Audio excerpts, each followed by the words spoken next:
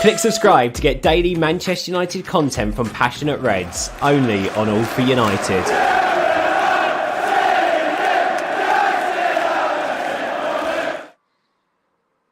When is this dreadful season going to just end? Because it's just been an absolute shocker of a season. Welcome back to All for United. We're here for the reaction show. Another dreadful, disappointing, horrendous afternoon for Manchester United as we were beaten 1-0 at Goodison Park by Everton this afternoon. I'm delighted to be joined by Jeff, Hammer, Larry, and John. Guys, are you as deflated as I am? Yes. Maybe even more.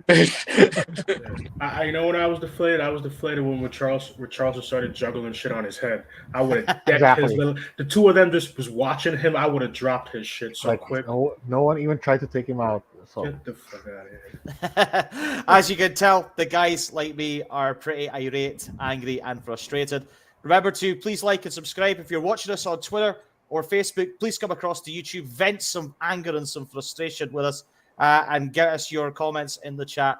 Connor, Conference League Reds, let's go is the opening comment. And I think that's very much a very intriguing point. Jeff, I'm going to come to you first of all. How the earth do you sum that up today? Because there was no fight, there was no energy, there was just a meaningless performance yet again from United. Exactly. It's like everyone wants to just get the season over with and, because a lot of them is just not going to be back. They know it. Pogba's not signing that. I mean, if that's the case, Ralph should know better.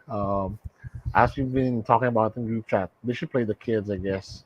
I mean, just to impress Ralph and the future manager, whoever that is. So, I mean, I don't mind losing in general, as long as you lost with some fight in it. Like, there's heart in it. You fight for the 50-50 balls, you fight for possession. But, the guys, the energy was like, okay, I'll do my thing, and then if it doesn't work out, okay, fine. So I think it's one of the worst. I mean, it's worse than that 6-1 loss that we had against Tottenham. Well, that's the one that I can recall that we lost big. Comparable to, I guess, that 4-0 loss to Goodison, actually. And also to that big loss to Liverpool this season, right? So this is way worse because we're fighting a relegation club. We lose 1-0. Like they just lost to Burnley last week, 3-2, and then we show up like this. So it's depressing actually to be a United fan. Yeah, so, it certainly is. I mean, it's just so like, demoralizing. Clinically depressing. It's clinically depressing, I agree. Demoralizing is the phrase I'd use. Kai has joined us. We'll come to Kai in just a moment. Hammer, good to see you, man. Got a comment coming here from Darren Higgins on Facebook. Darren, great to see you on the channel. Please go across to YouTube and join us there. He says Ralph Rangnick is the problem. He hasn't got a clue. I mentioned this on Twitter as well, and I think it's a very interesting point. I know Rangnick is only in charge till the end of the season, but you're in charge of this group of players. You're there to motivate them from the touchline. You're there to give them some inspiration on the pitch. He looked like he was out of his depth today, and it looked to me like he had no answers. He looked like he was chucking everything in the mixer and hoping it would work. What's your reaction to Darren's comment, and do you agree with him? No, I don't really agree. I get what you with him and what you were bringing up there today too. I don't think it's a not knowing or just chucking shit in.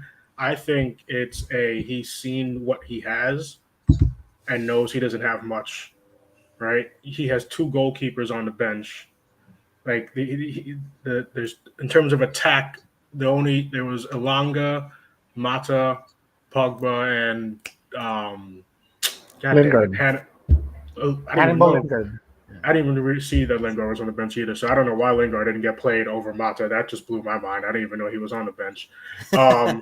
What the fuck? Anyways, so no, I don't think it's that he doesn't know what he's doing. I think there isn't enough quality, or there isn't enough quality in terms of what he wants them to do, right? Because why else would you play a Mata over a Lingard or something like that? Because he's somebody who you might be able to say, oh, look, at least he's old, but shit, he probably still has a left foot that can do something that I would like somebody to do. right? Like he knows there's other people who aren't going to play certain passes. So I don't think Ralph is a problem. I think at this point everybody can agree that it's the players, right? This was a pathetic performance today. They were out there. We started semi-strong because we were being able to keep the ball or whatever. And then when that little lucky deflection goal went in, everybody dropped their heads. Everybody started throwing their hands up. Everybody started complaining. The amount of walking that I saw today from our side for a team that was down 1-0 was ridiculous. Absolutely agree. Absolutely ridiculous. Agree. Like there, and not even just walking, just also even when we're playing a ball in, just the casualty of it, trying to do the tricks and the flicks, and you're down 1-0 against a relegation side, and you're not being able to break them down, and you're trying to do these flicks and tricks and shit. So I don't agree with that. I don't think it's Ralph. I think Ralph, unfortunately, might already have his sights set on summer. Bring in this manager, get some players out, figure out who we're bringing in to replace them. And then same thing kind of off what Jeff said. I think these players, some of them know they're not coming back, so they don't give a crap. Some of them and the rest of them probably know the season's over. So I think, unfortunately, it's down to that these players have given up on the season. Yeah. It's sad to see that. Even I don't give a shit where you are on the table. You play the games out, right? And exactly. You play with some heart, which they weren't playing with today. And like I said in the back, so I will bring it up. And I don't know if it's be a question and going off, but with the goal, I am somebody who isn't a fan of Maguire, but I couldn't fully get upset with him. Like I know, yes, he could have done more, right? Like throwing himself at it too and stuff like that. But he was going to block somebody taking a shot, and it was a messed up deflection. For me, when I said to the guys in the back, I think he needs to just be gone. I know he plays great for England and everything like that. Maybe it's the United jersey. Maybe he can't handle it. Maybe he's got some bad luck on him or whatever. But he needs to be gone for whatever loss it's going to be, because ain't nobody in world football is paying $80 million for Harry Maguire. Yeah, agree. Some very strong views from yourself there, Hammer, and always great to have you on the channel. Matty Milner, also on Facebook, good to see you. Matty says none of the players deserve to wear the badge. And Mike D says, sod the Conference League, just do an Arsenal have no European football, and hopefully the Glazers will leave then. Kai, that comes on to my next question to you, because obviously United really are kind of just fulfilling games between now and the end of the season. Do you agree with Mike's point that, we should really just try and get away from this whole situation and just see the season out? And if we end up out of Europe, it might be a good thing long term. How's it going, lads? Good to see you guys. Good to see you. Old faces over there. Look, for the 500th week in a row, I come on here and I say that I try not to have hope with this team so that I'm not disappointed. That's why I'm just eating my lovely chips here and I'm so calm, and I'm okay, because the thing is, you can actually see that the guys don't care. So, once you see that, then there's nothing really that's in it for the fan, really, except being depressed after every game.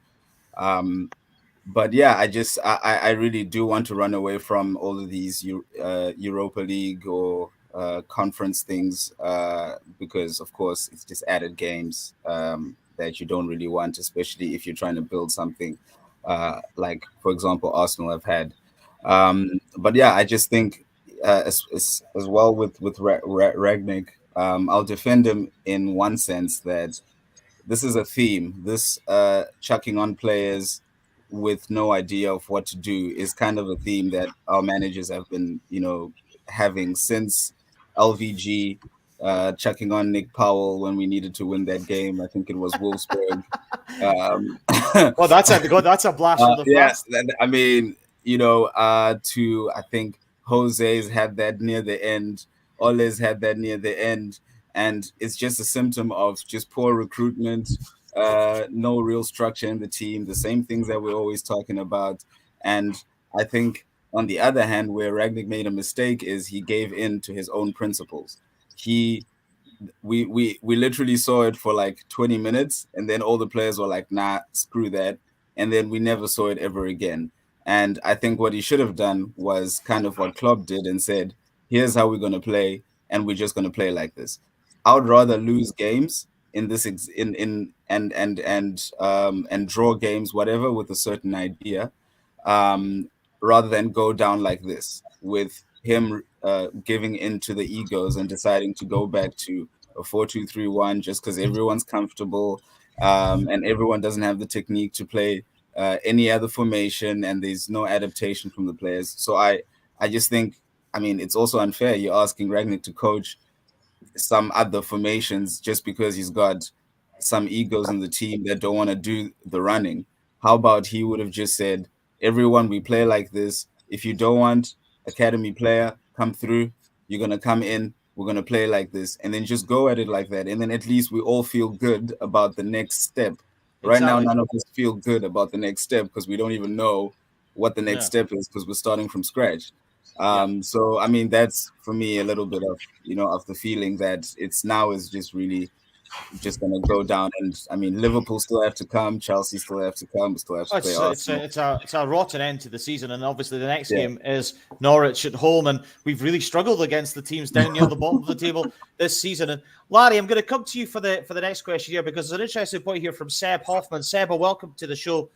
We've scored less goals than West Ham this season, and I've got a very interesting stat for you here. The last time Manchester United won a game and kept a clean sheet was a 2-0 home win against Brighton and Hove Albion in February this year. And the caveat to that is that was the last time that United won, and Brighton played most of the second half with 10 men. I mean, that's quite embarrassing, isn't it? You know, United just cannot defend. It is embarrassing. I mean, United can't defend or score goals. In terms of who do you blame this result on, in terms of the lack of ability to score goals, we've all known, and the commentary has been done to death around United's midfield. And you just saw today, I mean, I don't blame Ralph Rangnick for the end result, but you have to say, when you're pulling off Fred in the 30-odd minute, then you obviously realize that there was something wrong in your selection choice. So then it comes back to the original point. If you know Everton are going to sit in a low block, which they obviously were, given the desperate situation they find themselves in, fighting off relegation, why are you going with Fred and Matic, which you know is quite a static midfield? You know Fred gives you energy, but he lacks a quality on the ball. It seems to me a no-brainer that perhaps if you knew that you wanted the quality on the ball, then you should have started with Paul Pogba. What a waste of a substitution that was. And Hammer, you made a point earlier around the bench options. Well, Charlie McNeil's been smashing it in the academy. He's scoring goals for fun. Similar in terms of James Wilson, Mason Greenwood sorts of numbers. So if we're not scoring goals, like to Seb's point, why aren't we putting young goal scorers there?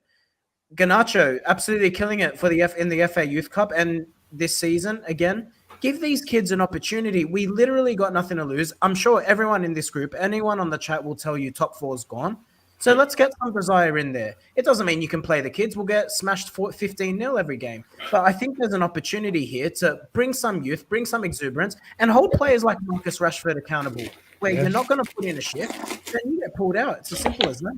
100% agree with that. Yeah, I absolutely agree as well. And I think it's good to have a little bit of a positive spin on the result today. And this is something that I've sort of been saying for quite a long time. You know, United really need to start thinking about the future, because this season is gone. We've seen so many of these players already this season, and there's just people there that don't care. And John, just to come to you next, I mean, the goal itself today, I'm going to come to you first on this. The goal that we lost, I mean, where do you start on the defending? Wan-Bissaka again. You know, Hammer's mentioned about Maguire on the goal. Okay, it's a deflection, but it's just a rotten series of defensive mistakes. Yeah, I agree. It's just another shambolic game again. The team lacked desire, and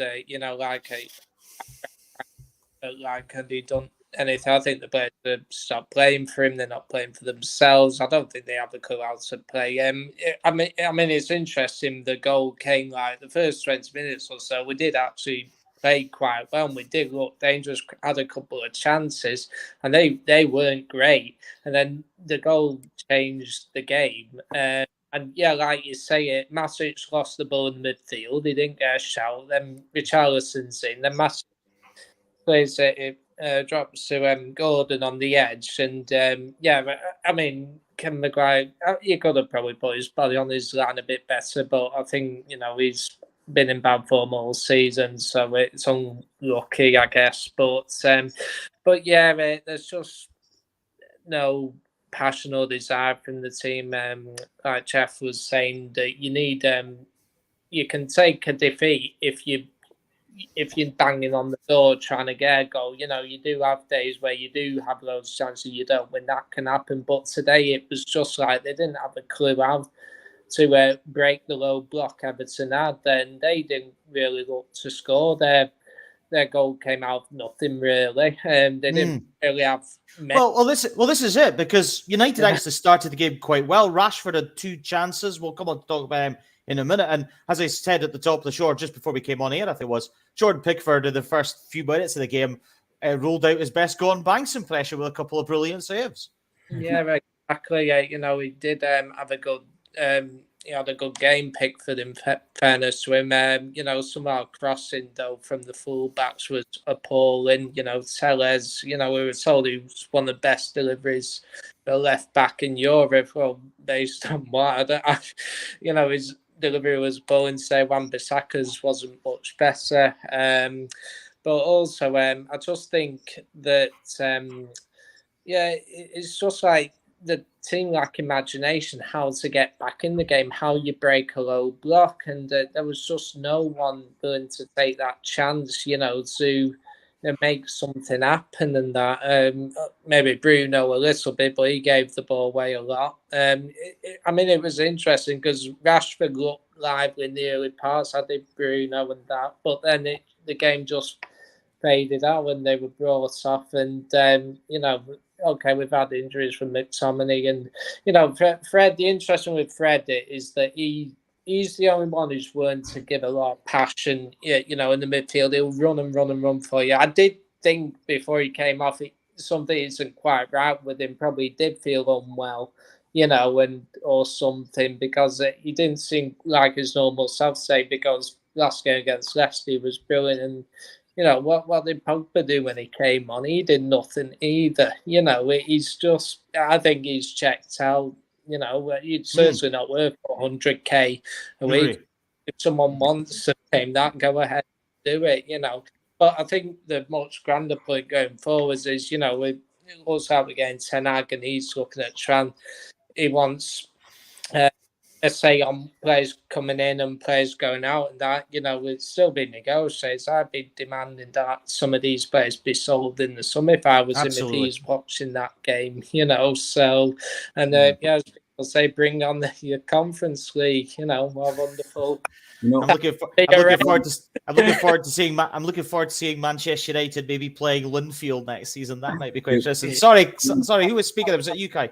Yeah, I just wanted to say something. Isn't it interesting how we've played teams who have decided to play players that aren't midfielders, and that same team has still continued to dominate us in midfield?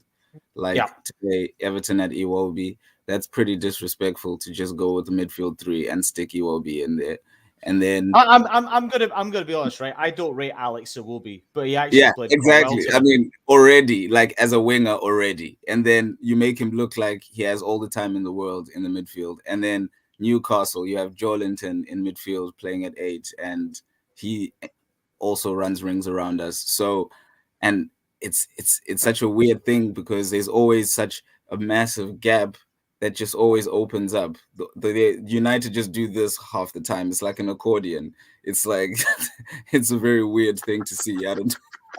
I love that analogy. That's fantastic. I'm not sure what happens there, but damn. I mean, I was going to come to Jeff, as I mentioned to John earlier on, about the start of the game, because, you know, I thought actually United started okay. Not sensational, but they started okay. Marcus Rashford had 2 good chances. Jordan Pickford made 2 fantastic saves. Jeff, is that really just an absolute summary of Rashford's season? You know, if one of those goes in the net, go a goal up early on, the crowd get a little bit anxious, a little bit frustrated with their players. Maybe United go and take control of the game. How crucial was that 2 early misses from Rashford? I mean, like, to be fair to Rashford, this was one of his better games from the past few months, relatively speaking, you know. But I think he's got the same mentality as Marshall and Pablo. Like, they're form players in a way. So if he'd have made 1 or 2 of those maybe he'd score that banger from Bruno, first timing it. But it's just the way it is. He, to be fair, he was trying his luck. Well, he tried his best the first few minutes of the game during the first half. I was initially he was making the runs. Like the energy in general from both teams was not there. Like they'd rather be sleeping in, on a Saturday lunchtime. Then again, when we had those chances, actually Rashford tried, just to give energy to the team, but this decision making was not still there. But the shots were good. Then again, it's just when he's down, he's down. You know, Yeah. uh, they got a sports psychologist. I'm not sure if he or she's effective because there's nothing happening in the team. So I that's why one that's why I'm thinking that they're just mailing it in because this season is like they're starting to fight for. I'm sure they'd rather not qualify for Europe or Conference League than play in far off places like Sheriff FC or whatnot. So as fans, it's like tough luck for us, I guess. I've just seen a very funny tweet. I'm going to put this up from ManMank88 because we were talking about the Europa Conference League group next season, and he's put, because I said Man United Linfield, Alphabeti Spaghetti FC and FC Hot Dog Bun.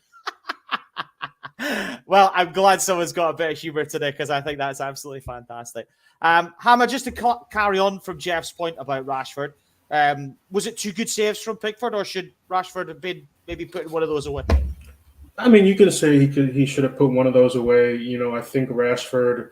I agree. Has to do at this point. It has to be something mental or whatever it is you want to try to blame there. But I don't know what. Damn, it's been a long season. Like maybe it was earlier this season when he was struggling as well. And I said some people wanted to, at that point. Some people were wanted to talk about like age and he's still in his early 20s or whatever. But the point I made earlier in the season was he made his debut at 17, 18. And he's played consistently, right? It's not like he, was in and out of it. It's not like he had an Alanga or a Greenwood debut, right? Like he came in and he was playing. And I'm pretty sure it's because of injuries and stuff, right? So he was getting his opportunities. Yeah. These things that he still struggles with, his decision making, when to try to dribble past people, when to try to lay a pass off, the type of passes to play, things like that. You cannot try to say, and I know nobody is, but I'm saying it's like, these are stuff that needs to be improved. And when you're playing for these amount of years consistently for Manchester United at the top level, Champions League games, right? He has that the night in Paris, all this shit, right? But those type of things that are not necessarily like his speed is a physical gift. The way that when he does get an opening, he can get a shot off is a physical talent ability. These are work that you put in on the pitch, work that you put in training, work that you put in when you're watching the film. I'm willing to bet money he doesn't watch that much film because there's no way he looks at his own film and goes, "Oh shit, that was a good choice. Oh shit, that was a good choice. Let me keep doing that," because it doesn't make sense. It's all about trying to improve, isn't it? And I think you made a very good point there. If you really want to try and make it at the top level, you strive to improve, and that's what Cristiano Ronaldo, for much of his career, has always been trying to do, to strive to be the very best that he could be. We'll come on to talk about Ronaldo later on the show. Kai, coming to you next, because I've just seen a very interesting quote from David De Gea, who was speaking to BT Sport. He said, "We knew before today Everton were struggling and how difficult it was going to be. We don't score. We don't even create proper chances to score. I don't know what to say, to be honest. We're not good enough, that's for sure. It's going to be very difficult now to be in the top 4. Of course, it's not the perfect atmosphere. Everton were tired. They were nervous, but they kept going and kept fighting. They had more desire than us, which is not acceptable. It's very sad to lose today." Strong words from the number 1 for United. What's your take? Yeah, I think he's someone who's also tired of just being the most active guy on the team. I mean, yes, we can all discuss the problems he has as a player. That's fair enough. But I think if we're to give him credit, we have to look at just if we have to really break down the performance level of players that we have. At least De Gea has performed high to the level of his capabilities, i.e., he's a good shot stopper and all of that stuff. Everything else he may have been bad in, but we know he's bad in that, and those attributes aren't, something that he has. But at least he's performed to a level at which he can say, I've saved the team, I've done good, I've done my best. But no one else has, and I think that's what he's just seeing in front of him. Like, like, guys, at least someone, like, and what I mean is, for example, Pogba didn't perform to his highest level that he can perform to by himself. Bruno doesn't perform to the highest level by himself. So essentially, if they're not even performing, then you don't even have a combination of performance anywhere around the pitch. With Rashford walking, I can imagine De Gea's looking at Rashford walking from a mile away and he's saying, but come on, guys, you're 1-0 down. Like, and I think he's just talking from frustration. And I think it's things that should be said, but you know how fans are. It's, too little, too late, all of that stuff. And I just think too many people don't care. So we're going to hear a lot more of these comments after a lot more games in the next weeks, So well, I'm just going to read some comments out from some people here because I feel like I'm falling behind with them. Seb has been really active in the chat. He says, Wan-Bissaka is so ropey, like watching an octopus right back. I'm trying to envisage that and not thinking that it's going to be pretty good. So, some really interesting points. Man Manka says, if I was Eric Ten Hag, I'd be demanding that these guys don't contact me ever again so I can keep my reputation intact. And I think that's a very interesting point, Larry, because obviously there's a lot of talk that Eric Ten Hag is going to take over. Okay, I's and T's are not dotted or crossed as of yet. He must be looking at that today from the outside, looking at thinking, why on earth would I want to get involved in this? Well, I'd actually look at it the other way. And I think there's no coincidence that you've seen the Dutchman making the sorts of requests that the likes of Fabrizio Romano have pressed in the sense of he wants full control around who the club are currently negotiating with. He wants the ability to veto any negotiations that are ongoing. He wants full involvement in terms of summer transfer signings. And I think that's what it needs. I don't think it'll take as long to turn around as people believe. And I also think it's important that we don't get too caught up at the moment. Let's also remember that this same group of players finished second last season, granted under difficult and different circumstances with COVID and playing behind closed doors and whatnot. But it just shows, I mean, we've just got this weird anomaly where it just has really oddly fallen apart. And you've got a lot of players who are experiencing their worst seasons all simultaneously. I can't recall a time where you've seen like the likes of Harry Maguire and Marcus Rashford.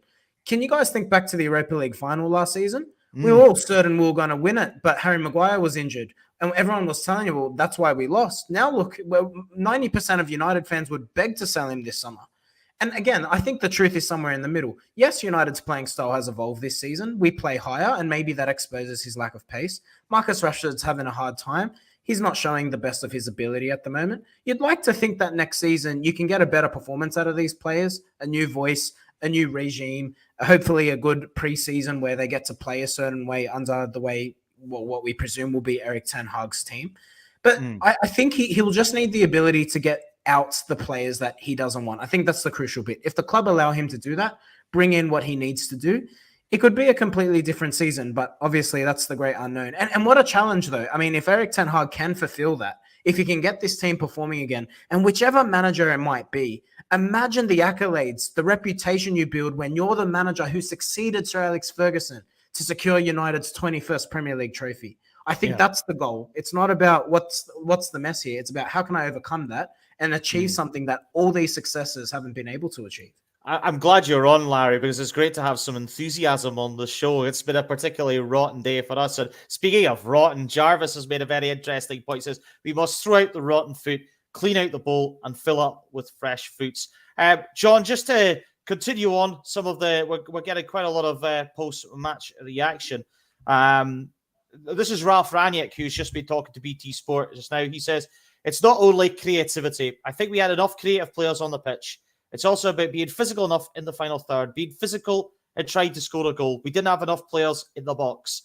Difficult to get top four. As long as we don't win our games, it doesn't matter. It doesn't make sense to hope for good results from the other teams.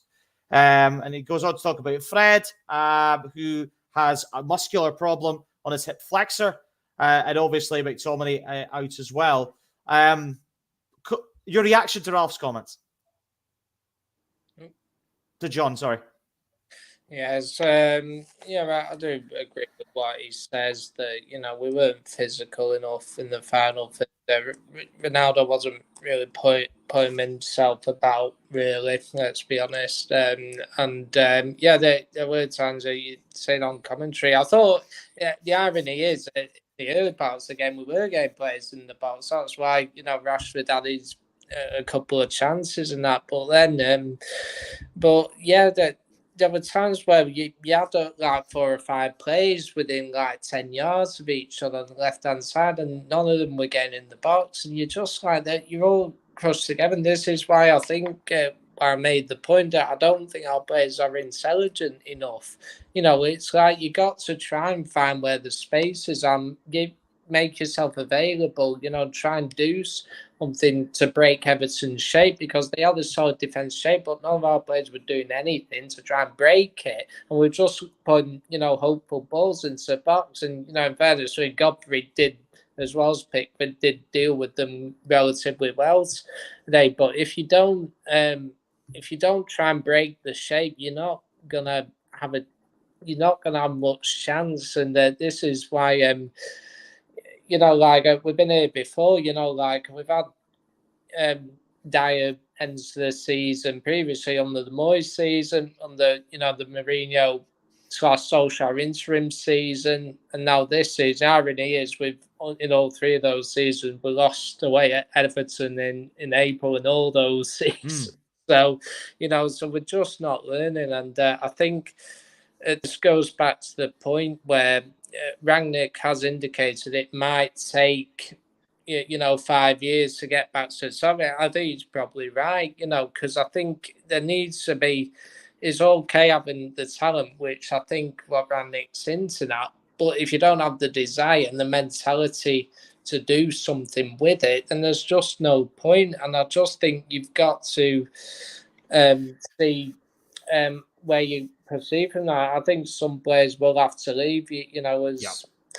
I think it was Jarvis who said throw out the rotten apples, and I agree with that. I'm just put up that quote again. We must throw out the rotten fruit, clear out the bowl, and fill up with fresh fruits. Yeah, exactly. And I think with Ten Hag, what he'll try and do this summer is some of them will probably, but I think he'll also bring in players, intelligent signings, which will improve the team as a team. Because the problem is we got all the talent, but we're not a team with a team full of individuals.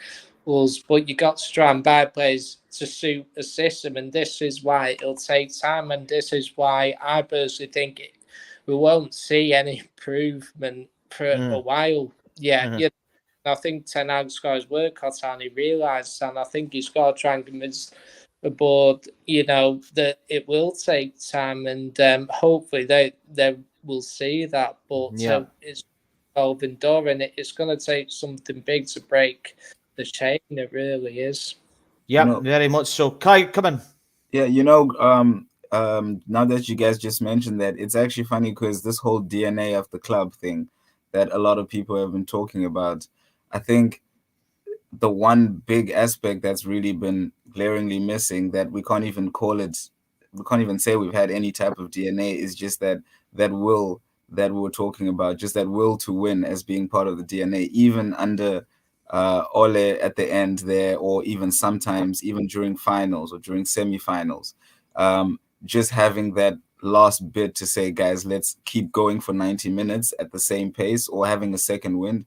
We just have not even had that, and I think that's what Ten Hag has to do as the first thing, and the only way, like you're saying, get rid of the rotten fruits, but with the purpose of not just a football team, but also just making sure that you rebuild the DNA, which is not, because everyone looks at the DNA as win, but they don't look at what do you need to win within that DNA. So while you're winning, they say, yeah, that's the DNA of the club. But actually, if you look at, for example, Liverpool, the DNA of the club is actually what makes their fans really happy half the time, which is the fact that they've got a certain culture of doing things. Everyone's doing things the right way. They don't see their players slacking. They hardly have to complain about effort. They always dominate the teams, even if they lose the game, that type of a thing. And that is what we've lost as a club, whereby if we lose, we really lose. And if we draw, we were the worst team on the pitch, and if we win, we didn't play that well. I can't even remember the last time. Well. This is Manchester United Football Yeah. Club here. You know, And- this is what people need to understand. And you're absolutely right, Kai. You know, players that are coming into Manchester United are one of the biggest clubs in world football. I mean, we're becoming, if not already, an absolute laughingstock. Yeah, it's rock granted, but yeah, if there's one piece of play which was symbolic of the game, it was on the arm out when Richarlison did that thing, you know, the ball on his head, and you know. Yeah, so, I think Hammer mentioned that earlier on. Yeah, I think someone like. Or was it Jeff? I imagine if Roy Keane, you know, someone exactly. Exactly. Put him in the stands. There was no play. That yellow card would be worth it, you know. Sancho watched him. Sancho really watched him do all of that. I'm just imagining Roy Keane going, "Oh my God, no legs left." If you see that, you know, just them doing with it, you know, someone should have just kicked him for it. You know, it's like just put a challenge in. Guys, what's that video when he goes, "I mean, smash into someone just to make me feel better." You know, that's what it kind of did. You know. It's one that they're winning 1-0. They're battling relegation. They're doing that 1-0 up after 60 minutes. Exactly. Put them under a bit of pressure. They're not going to be full of confidence. And guys, you're not even talking about like Roy Keane level. Like even just, for example, Kevin Ashley fucking Young would have done it. Kevin De Bruyne will smash him. Like for real, Kevin De Bruyne will smash him. Right? Like, and he's not even in a relegation fight. But even any one of those just wants it more. Any one of those City players would smash him. Like it's such a weird thing to see. I was like, wow, because they just simply want it more. Jeff, going to come to you because it was a really interesting comment I read earlier on when I was watching the game from Colin Miller, who is a very appreciative football writer. He says, Manchester United have been abject almost every game this season, have been outclassed by top teams and relegation sides alike. But being outfought and outworked by that group of Everton players is a new low and a shameful day for a shambles of a club and a shameless squad. Have United reached rock bottom? I'm afraid they're gonna get worse for some reason. Like last week we thought it was like bad, and then we reached this point. So see, that's how low my expectations are. Like I'm gonna take Kai's advice and just don't. I just watched this earlier in Spider-Man. Like you don't get disappointed because you're expecting disappointment, So I am afraid, and I'm pretty sure it's gonna get worse for some reason. So Fred's got an injury, so I think we're gonna fare better if we start playing some of the kids. I'm not saying the whole 11, right? But if there's some semblance of we'll just rest the guys who deserve the rest and then give the other players a chance. So yeah, that's where I'm at. But of course, by next weekend, we'll be expecting to watch, and then this is the hope that kills you, and then you're gonna be disappointed again. So and with that in mind, then Hammer, Norwich next week. We mentioned already. We mentioned already on the show that our record against the teams down near the bottom has been pitiful to say the least. How are you actually feeling going into that game? Can you find any form of energy to get into the game? No, not at all. Not at all. That I'm expecting them to, it's United, right? But whatever they're gonna, I don't know what they're gonna do. To be honest, I think these players, like we said earlier, I think multiple have said it already. Like they've given up on this season. They don't care about what's gonna happen the rest of the season. And then in terms of what you asked Jeff too, like in terms of if we hit rock bottom yet. I don't think we hit it yet either. I think I agree. Yeah, there's definitely a lot worse than this can get. I'm not looking forward to Norwich. What day is the game? I think it's a Saturday 3:00 kickoff. I think. Yeah, I'm not gonna be looking forward to it. I might even be working, so that might save me some pain. It's a Saturday 3:00 kickoff next week. Yeah. Oh, miracle! Saturday 3. I know it's weird having a 3:00 kickoff, isn't it? I suppose while we're continuing on this question, then we'll just go around the panel because I think it's very appropriate. I've already asked you to, and I'm going to ask everyone else. Kai, have United hit rock bottom yet? No. We have just hit the same place that we've been hitting the whole time. So I don't know if that's rock bottom, but we're just kind of sailing away. Sometimes I kind of am sitting and I'm thinking, how is it possible that United are still in any fighting chance of anything? Because it feels like we have a bad performance every week, kind of feeling. So I'm like, how are we dropping points so often, but also so close to other teams which are playing so well? So that's why I never think that we really reach rock bottom. We just always find a way to be somewhere winning some games and, never letting it get too bad. But yeah, I think if the players really have stopped caring, then I promise you it's going to get worse this season than this, because there's other teams that are going to come caring, like Liverpool, because they've got a title that they want to win, or City, because they got a title they want to win. So yeah, we're going to see. It's going to be an interesting one. Just don't have hope. Yeah, don't have hope indeed. Larry, do you have any positivity to kind of share? Do you feel that United have hit rock bottom yet and it's going to turn around? You've been very positive on the show today, and you've mentioned obviously about Ten Hag. Is this potentially where United can U-turn and try and move up the hill again? Oh, look, it's really hard. I think I've almost accepted. Look, I'm being positive looking forward, but looking at this season, I don't even think we'll finish in a European spot. I really don't. I mean, your eyes don't deceive you. We're gradually getting worse and worse. And the only thing I could see salvaging the season, I think, look, rightly or wrongly, I don't think these players believe in Ralph Rangnick. And it's an awkward appointment anyway. I mean, the guy's I agree. His proven record is showing long-termism and long-term success. And unfortunately, United found this awkward situation of an interim appointment. Look, I think the only thing you could do is, like I mentioned earlier, put a kid or two in there, even if it's on the bench, because they're used to winning. They're coming off a successful campaign in terms of the FA Youth Cup. And I just think that might lift the players around them. It's all you can hope for. I mean, it's a really damper dressing room. I mean, David De Gea's comments, like, they're so damning, aren't they? And it just feeds what we've seen all season. There's serious unrest in that dressing room. I just think put a kid in there or two. And you know what? We might actually see it now. I mean, in midfield, one name none of us have mentioned, Hannibal. We're crying for a midfielder who can get on the ball, do something progressive. Difficult circumstances. Didn't come off the bench again today. Exactly. And that's the thing. I mean, we're crying out for a bit of quality in the middle. Maybe he can take an opportunity. I mean, with Fred potentially out and McTominay out and Matic being able to play one game a month, who knows? Yeah. No, it's extremely frustrating. Sorry for that falling down there. I think my desk is crumbling as bad as Manchester United's midfield. John, we're just about kind of wrapping up the show, guys. John, last kind of word to you.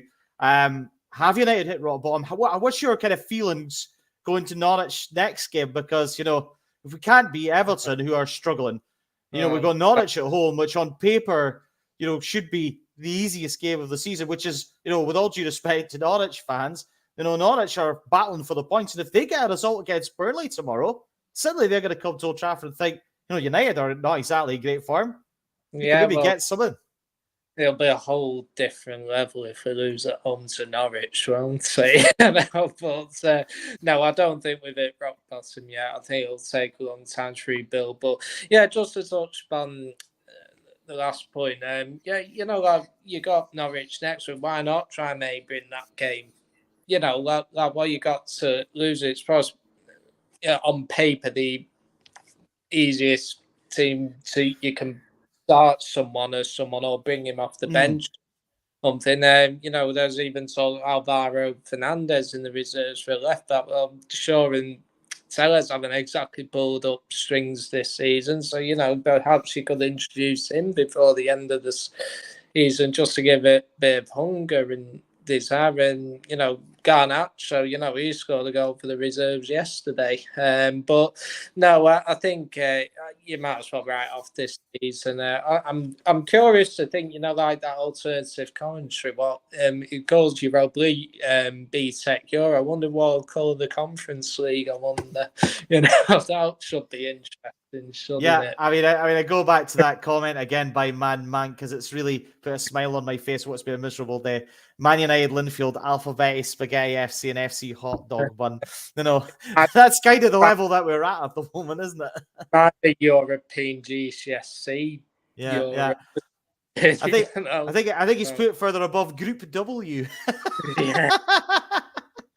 Which just kind of just shows you where things are at. But guys, we have come to the end of the show. I mean, I don't know about you, but I kind of a little bit tired, even just talking about yet another loss. It's very frustrating. I kind of want to have a lie down. I want to just try and enjoy the rest of my day because, my own mental health is important and everybody else's as well. We want to try and have some positivity in our lives, and just talking about yet another defeat is not exactly good for the soul and the mind. So let's keep that very fresh in our minds. Please remember to like and subscribe for Off United content. We've got some fantastic stuff coming up on the channel, and there's plenty more that has happened over the last few days. So go and check out some great content from the guys. Jeff, Hammer, Kai, Larry, and John, thanks for joining us, and thank you for your comments. We'll be back very soon for another episode of anything on All for United, I suppose. But until then, until next time, it's goodbye for now.